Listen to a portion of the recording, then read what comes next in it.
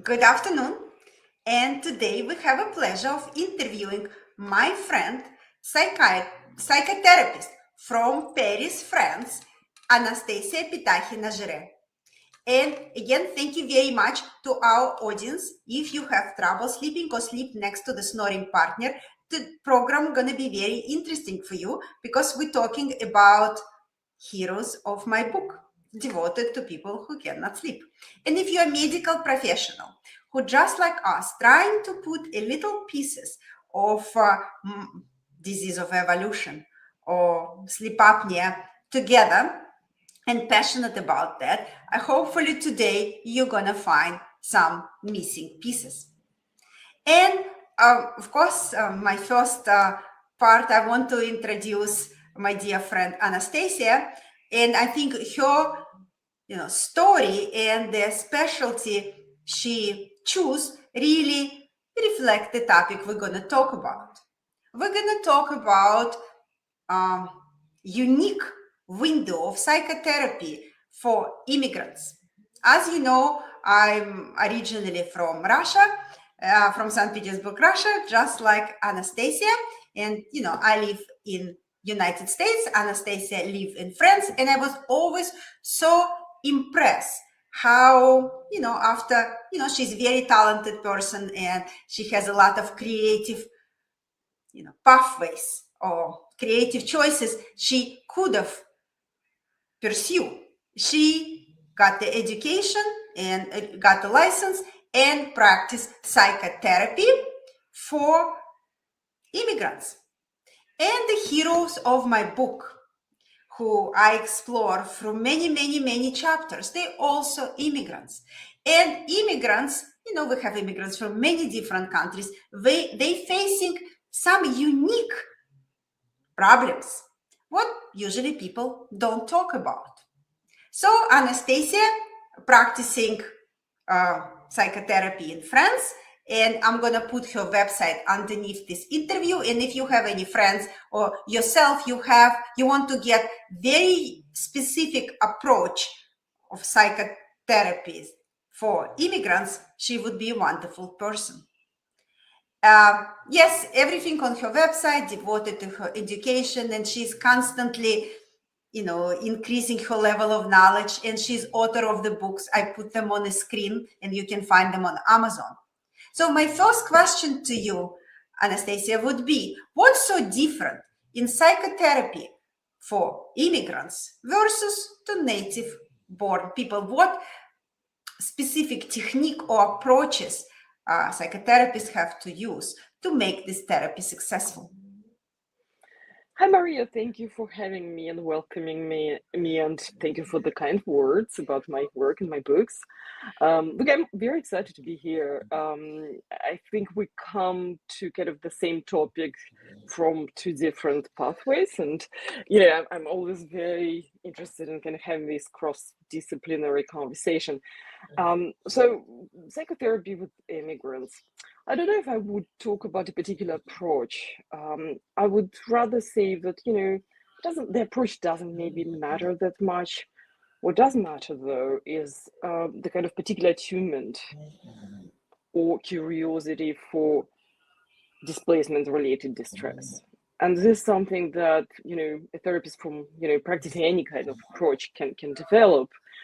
And a lot of this is about kind of having, I call it in my book, or I like this term that I kind of inherited from Irvin Yalom, is about like rabbit ears, right? We have to grow this particular pair of rabbit ears to be exactly very attentive for any kind of symptoms or struggles that actually are the result of displacement trauma.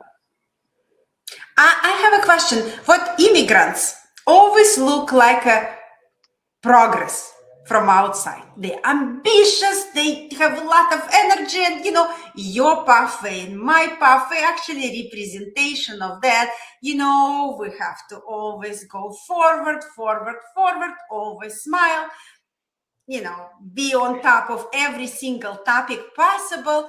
But in your work with immigrants, what most invisible psychological losses of experience after relocation. And I want to mention about, my main hero, Olga. She moved just like us from St. Petersburg, Russia, and she going through the very difficult path in United States. So usually those losses, immigrants themselves, they don't recognize.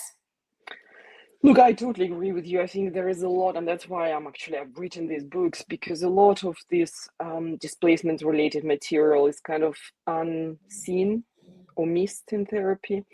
I happen to see clients who come in after years of therapy, kind of repetitive immigrants, expats who, moved a few times, lived outside of their home country for years.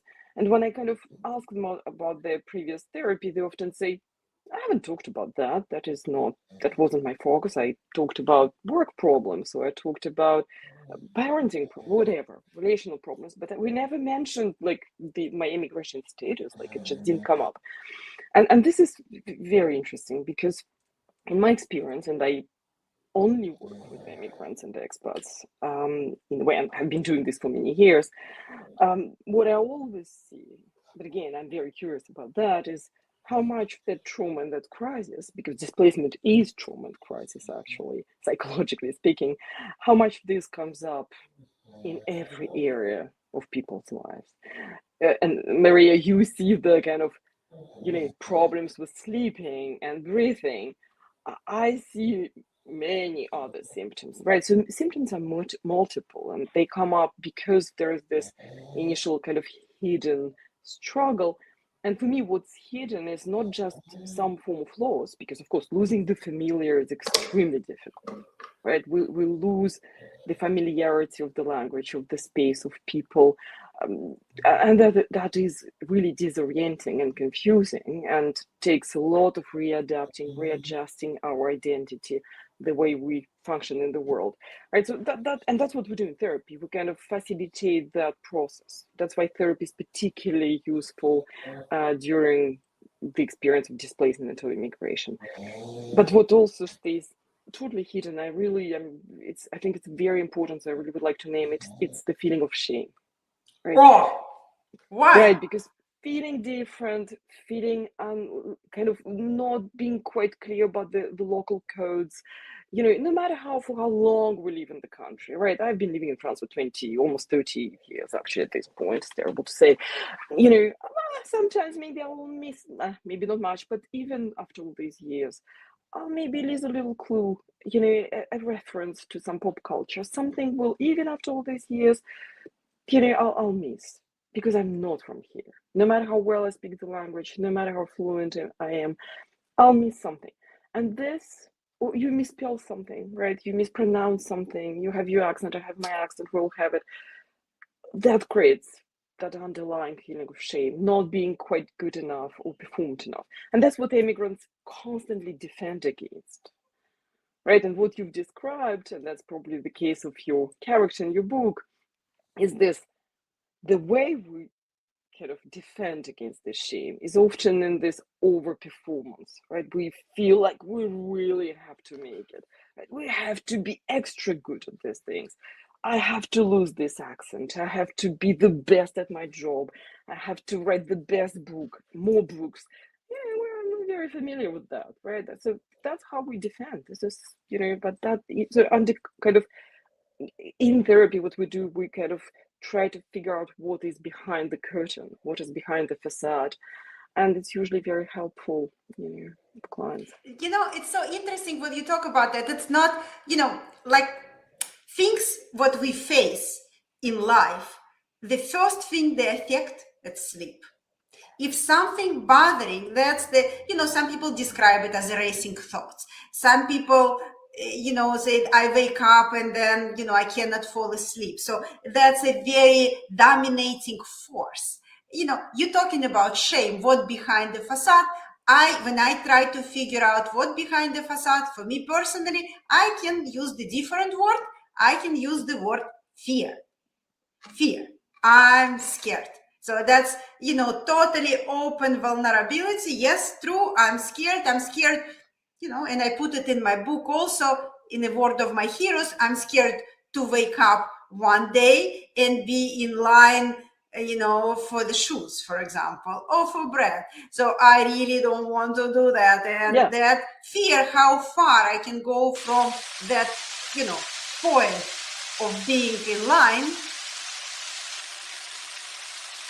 So I was talking about what fear really drive me forward, but I want to ask you the questions. For immigrants, usually live in two timelines in advance. That's related to what I previously said, who they were and who they become.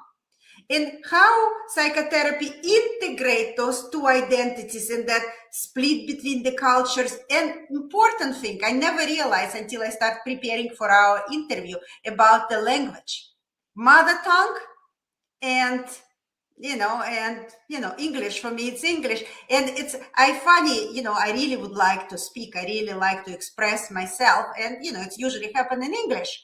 But unfortunately, we had a big loss in the family, and I have to give eulogy in Russian, and I realize how much easier it is.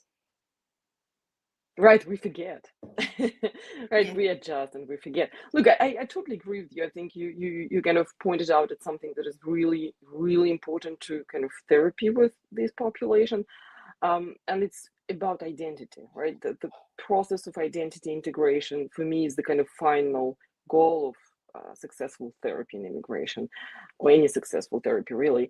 But in this particular case, where, as you say, there is this kind of splitted existence, there is before and after, right? And some people have the after and after because they keep moving. I have clients who've moved 20 times, for example, to 20 different countries because of work and choice, and so, and that before and after becomes very complex, right? And the language, yes, of course, language is attached to that. Our previous self does exist and keeps existing in that first language, mother tongue, what we'll call it, and our current self exists in some other language and encoded in different manner, in different part of our brain. And integrating those is a very actually difficult process, and it's a very interesting process. And it happens through relationships, through work for some people, through developing some professional identity, for example, right? Our professional identities exist mostly in English or in French for me. But it also, therapy is kind of the place where we can facilitate that again, that integration, that fuller sense of self. And in some existential simple terms, it's about figuring it out who we are with all this, right? All these languages, all this experience, all that loss, all that shame, all that is about who we are. And in therapy, we, through narrative, through telling the story, like you've done in your book, like I've done in my book, right? We tell a story which helps to integrate those parts. Yeah, my dog also participated in our discussion, so It's I apologize great. for our audience. And I want to ask now, next topic, what I touch a lot in my book, we talk about parenting. So I do not only write about adults, I also have a child of immigrant parents. Child is not immigrant. Child was born in United States. But I want to ask you, what do you see in the sense of that emotional tension? What happened between parent and a child, and how therapy can help for them to stay connected? Because it's very different. It's generational gap exists, but this one is generational, and cultural gap kind of formed the huge space between. To bridge, exactly. I To totally agree bridge. with you, and I think, I see immigrant kids, I see immigrant parents, immigrant families, immigrant couples in therapy. And parenting is, of course, it's a big one, right? It's one of our kind of existential goals in life, right? Some would, some people decide not to, but of course, it's a choice. But those who decide to go for it, it's extremely challenging when this happens in immigration, because it's kind of, it adds a layer, right? This whole trauma and crisis of immigration adds a huge layer and makes, it's like, there's this beautiful book about couples therapy which is called Mating in Captivity, We And love the I book. always We know could come the up with author, yeah. right. And we could come up with the title for a book about parenting in immigration, which could be similar in a way, like parenting in immigration, in displacement, elsewhere, whatever we call it, is challenging. It's particularly challenging. And yes, children, I work with, I don't know, Chinese immigrant, whatever, any kind of immigrants from any kind of place, and seeing their children not speaking their first language, their mother tongue, in the same way. Children who have to translate for parents, right? These are very common, very recognizable situations, and they affect the relationship, right? And bridging the, generally speaking, between the generations isn't always easy, right? In Russia, we have books written about this, classical literature, right? Fathers and Yes, children. yes.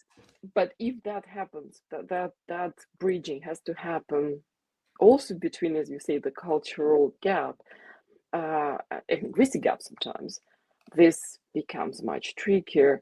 So there's a lot to figure out. And again, therapy facilitates that process.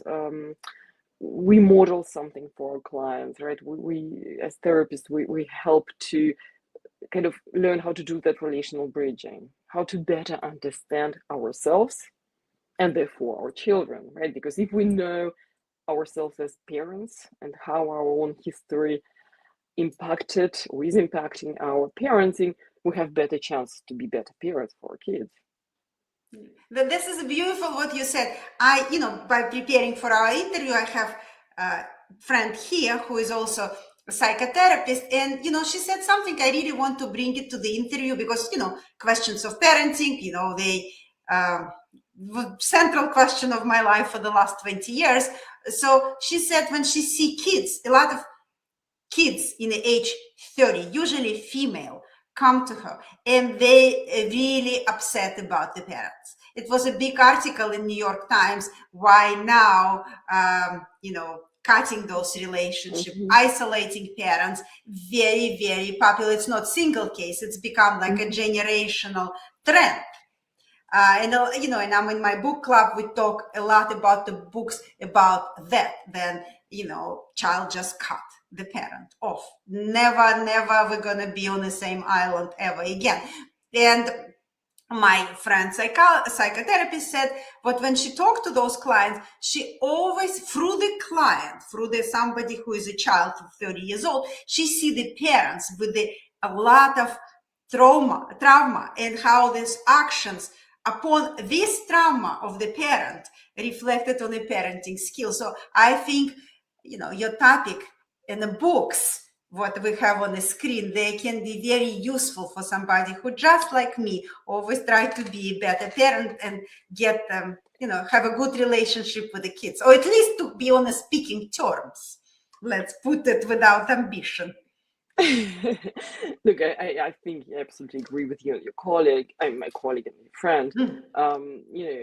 The best thing we can do for our kids is to go to therapy and figure out who we are and what we're about and how, especially if there is that immigrant background, how all that has impacted us.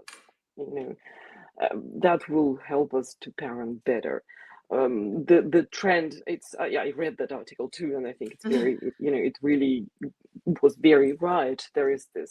Has been this trend for the last maybe 10 years or something, but I think it's also reflective of the general kind of societal tendency today or trend, which is very unfortunate, is that let's resolve everything by something drastic and immediate and quick, and yes, sometimes it's very rare. I very rarely kind of steer towards that solution. I think preserving the relational bonds is absolutely necessary. It's a question of survival.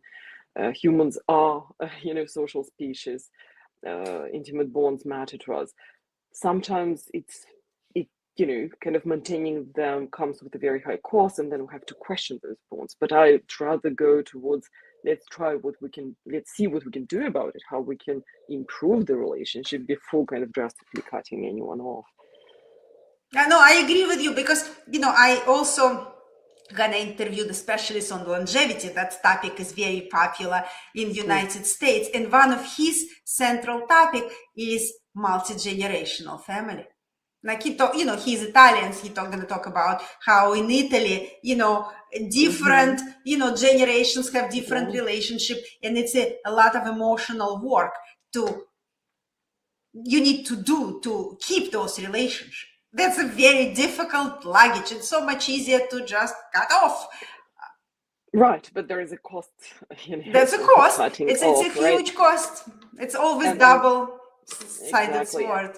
but you see, that's also why I lead or co-lead therapy groups, especially kind of dedicated to immigrants, because I think this is the space where we can really work on our kind of relational skills and our capacity to maintain or develop bonds and question, again, how we function with others.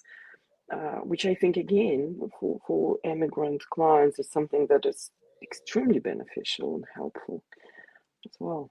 I also notice in the immigration community a lot of, people really question the parents, and, parents can never reach that speed what child can do. So that it's a very interesting phenomena. And in my book, I want to ask you, and I'm sure you see that in therapy, do you notice what immigrant parents are much harder on themselves emotionally, morally, professionally than native parents? And how do you see that being passed on the Well, good. children? Yeah, it's a really good question. I think immigrant parents are survivors, right? They have survived the immigration, right? They survived, they paid a price, they lost a lot, right? There's a lot of trauma there, usually. And there is this need to survive. And not to survive, we have to be strong, right? We have to be tenacious, we have to be brave, we have to be many things at once to survive, right? In a foreign land. It's pretty obvious, right? It's hard. So we develop, some strength, but also, unfortunately, now parenting, what happens is that, and I see it in myself, I see it in my immigrant friends, of course, and in all of us, what we do is that we kind of put a lot of pressure on our kids. We have a lot of expectations, right? Because we worked so hard to get them where they are, right? To have them in a country that is maybe safer, right? Maybe more opulent, maybe something else, right? Kind of in a better place. That's what we hope when they immigrate, right? So they have to perform. Yeah, they have to make good use of all this struggle and loss and somehow show us as well that it was all worth it. And of course that's not always ideal for the kids. Yeah, so thank you very much, Anastasia. I really love our discussion, and I know your work is so much broader than just adaptation for immigrants. I know you work a lot on, we can call it identity crisis, which not only affect immigrants, but affect the next generation of immigrants. And it's, for me, it's a fascinating work, and I love your articles. And, for my audience, I recommend you to find Anastasia articles. They are very interesting, and they're going to open your eyes on a lot of things you might never thought about, but that's for the next interview. And in general, I can recommend those books, and I can, they look like a book, but they're more like a bridge. They are like a bridges between people or between concepts. So I highly recommend you to visit Anastasia's website and read her books. And something, for my heroes who both immigrants, and for a lot of audience people who are also, either moved from another country or had parents who moved from another country. As a psychotherapist, what, last, words or what you can wish for them or suggest them or give them advice? Go to therapy. This is my best advice. Yes, I think, take a good care of yourself. This is hard. Immigration is hard. So, anything you can get as support, take it. I think it's a beautiful words, and it might be. I personally, I never devote a lot of time to the therapy. Just didn't get that time. But I had some life-changing moments with the therapist. Yes, And I can say, it's forever, this experience forever in my head. It was a revelational moment.